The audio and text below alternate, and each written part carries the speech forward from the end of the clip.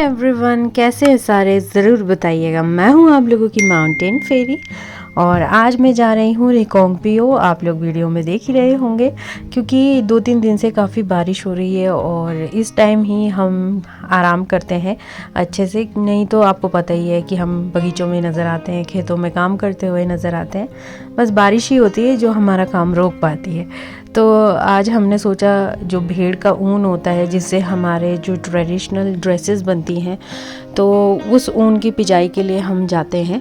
तो हम निकल पड़े थे रिकांगपिओ और बारिश सुबह से ही हो रही थी। बारिश रुकने का नाम नहीं है 1-2 दिन से, तो मतलब लगातार बारिश हो रही है और टेम्परेचर जो है माइनस में चला गया है। इतनी ज़्यादा ठंड है, टूरिस्ट बहुत इंजॉय कर रहे हैं क्योंकि बर्फ़बारी उन्हें देखने को मिल रही है। तो टूरिस्टों के तो मज़े लग गए हैं कह सकते हैं। तो सुबह जब हम घर से निकले तो लाइट आ रही थी, जा रही थी, तो हम उम्मीद कर रहे थे कि जहाँ हम जा रहे हैं वहाँ पे लाइट रहे क्योंकि सारा काम देखिए मशीन से होना है जो कि लाइट के बगैर तो हो ही नहीं पाएगा। तो यहाँ देखिए मार्केट में फिर भी लोग, मतलब ना बारिश में भी लोगों को चैन नहीं है, फिर भी लोग चले हुए ही है मार्केट, जैसे हम चले हुए हैं। तो ऐसे काम सभी को पड़ ही जाते हैं मार्केट में। और इतनी ज़्यादा ठंड थी, मेरा तो बिल्कुल भी मन नहीं कर रहा था जाने का, लेकिन काम था तो क्या करें, जाना पड़ा। तो मुझे लगा चलो आज वीडियो की शुरुआत यहाँ मार्केट से ही करती हूँ। तो ये है हमारा रिकांगपिओ टाउन, जो मैंने आप लोगों के साथ बहुत बार शेयर किया हुआ है। जो हमारे डेली नीड्स की जो भी ज़रूरतें रहती हैं वो हम यहीं से ही लेते हैं, परचेज़ करते हैं। तो बस हम निकल पड़े थे और मैं अब आप लोगों को ऊन पिजाई मशीन जहाँ है वहाँ लेकर चलती हूँ। तो यहाँ देखिए हमसे पहले इनका नंबर आ गया था और लाइट थी उस वक्त जब ये ऊन पिजाई कर रहे थे। देखिए ऊन को अच्छे से धोकर, अच्छे से छांट कर तब लेकर आते हैं और एक साइड से इस तरीके से डालते हैं तो दूसरे साइड से इसका पूरा गोला बना कर ना ऐसे करते हैं, पूरा अच्छे तरीके से पिजाई हो जाता है। तो मशीन इतने बड़े बड़े है। मैं पहले बचपन में आया करती थी यहाँ पे क्योंकि जब हमारे पास इतनी सारी भेड़ें हुआ करती थी, तो यहाँ पे एक ये मशीन भी देखने को मिला मुझे। इतनी बड़ी बड़ी मशीनें थी ये, जैसे हमारा पट्टी तैयार करते हैं हम, फैब्रिक, वुलन फैब्रिक तैयार करते हैं, तो उसके बाद उसको ना अच्छे से धोना पड़ता है। पहले तो टांगों से मसल के उसको हमारी बोली में कहते हैं फूमिक करना। तो वो इसलिए करते हैं ताकि अच्छे से सेट हो जाए जो हमने उसको बुना है, तैयार किया है। तो अब मशीनें लग गई हैं यहाँ पे। तो यहाँ पे जो थे उनकी ये डॉगी थी, इसके साथ मैं खेलने लगे। ऑब्वियसली आप लोगों को पता ही है कि मुझे डॉगी कितना ज़्यादा पसंद है, तो मैं इसके साथ खेलने लग गई थी यहाँ पे। और लाइट चली गई थी और उन जो हमसे पहले वाले नंबर थे उनका भी काम धरा का धरा रह गया था। तो फूमिक करने के बाद, मतलब उसे अच्छे बड़े बड़े मशीनों में धोने के बाद यहाँ पे प्रेस किया जाता है। कुछ काम नहीं बना रिकांगपिओ में। हम ऊन पिजाई के लिए गए थे लेकिन लाइट आ रही थी, जा रही थी, आ रही थी, जा रही थी, कोई फ़ायदा नहीं रहा और वो काम भी नहीं हुआ। और इतनी ज़्यादा बारिश, हालांकि अभी भी बहुत ज़्यादा बारिश हो रही है और मेरे पूरे बाल भीग गए, यानी कि क्या हालत हो गई है। और कपड़े भी पूरे भीग गए थे क्योंकि जब हम मार्केट में जा रहे थे सामान लेने तो उस वक्त इतनी ज़्यादा ठंड हो गई थी। और जस्ट अभी मैं यहाँ पहुँची हूँ और गरम आज तो अदरक वाली चाय पीनी ही पड़ी मुझे क्योंकि बॉडी ना इतने ठंड हो गई थी कि हालत ख़राब हो गई थी और मुझे हेडेक होना स्टार्ट हो गया है।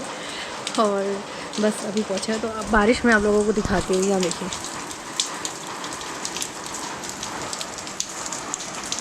वहाँ पे बर्फ़ पड़ रही है उस एरिया में, तो इतनी ज़्यादा ठंड हो गई है। अब हम क्या करने वाले हैं, ऊन वहाँ पिजाई तो हुई नहीं ऊन की, अब घर पे ही करते हैं। तो आप लोगों को लेके चलती हूँ। मशीन में करने के लिए तो लाइट थी नहीं, तो हम अपने जो ट्रेडिशनल वे में करने लगे थे। हम बचपन में इसे श्वर्चा बोलते हैं, जो ये 2 हाथ में लेकर कर रहे हैं मम्मी। तो हम बचपन में इससे बहुत किया करते थे, तो फिर इसे पता नहीं कहाँ स्टोर से निकाल के लेकर आए मम्मी, क्योंकि ये जो ऊन है ये बहुत ही रेयर मिलता है। मतलब ये गोरिया बोलते हैं हमारी बोली में इस ऊन के कलर को।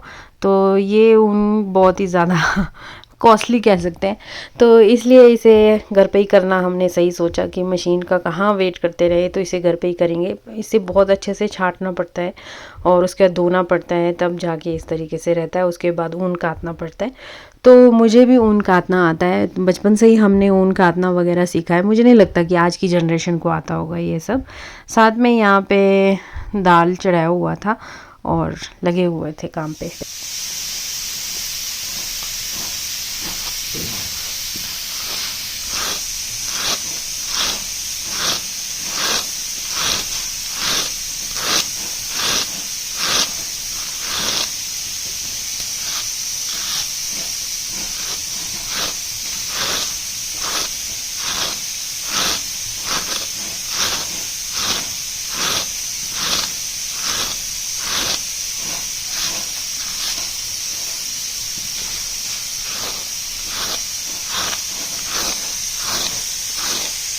और उसके बाद मैं बनाने लग गई थी मोमो।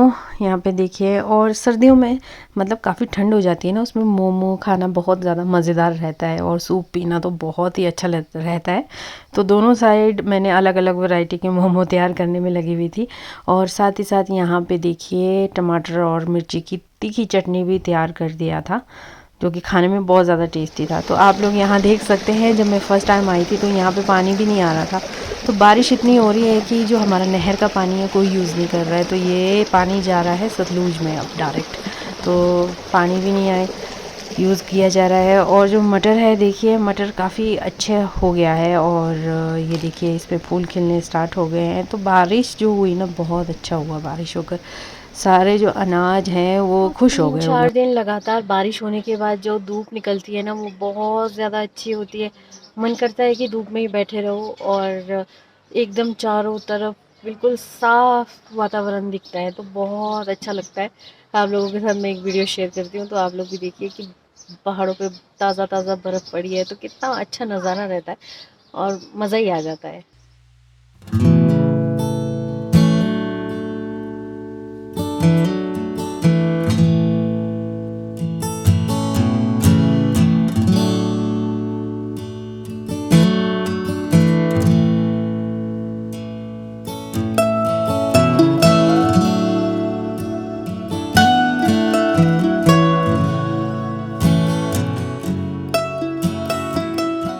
तो आप लोगों ने देखा वो नज़ारा कितना खूबसूरत है, यहाँ से बिल्कुल वही नज़ारा दिख रहा है, और मुझे तो बहुत अच्छा लग रहा है। और बहुत सुकून मिलता है पहाड़ों में ना, जब ऐसी शांति, बर्ड्स चींची चींची कर रहे हैं अलग अलग तरह के, और बहुत शांति और बहुत मज़ेदार। हालांकि अब धूप निकल गई है, तो आज देखिए मेरी फैमिली भी बगीचों में गए हैं काम करने के लिए। लोग अपने घरों के बाहर निकल कर काम कर रहे हैं, कोई कपड़े धो रहा है, और नीचे मंदिर का जो काम है वो चल रहा है। मतलब आज ऐसा लग रहा है कि इतने दिन से काम रुका हुआ था, और आज जो जीवन है वो फिर से चल पड़ा, ऐसा लग रहा है। तो आप लोगों के वहाँ कैसा माहौल है, और क्या क्या कर रहे हैं आप लोग, ये ज़रूर कमेंट करके बताइएगा। मिलती हूँ नए व्लॉग में नए टॉपिक के साथ, तब तक के लिए बाय बाय, टेक केयर।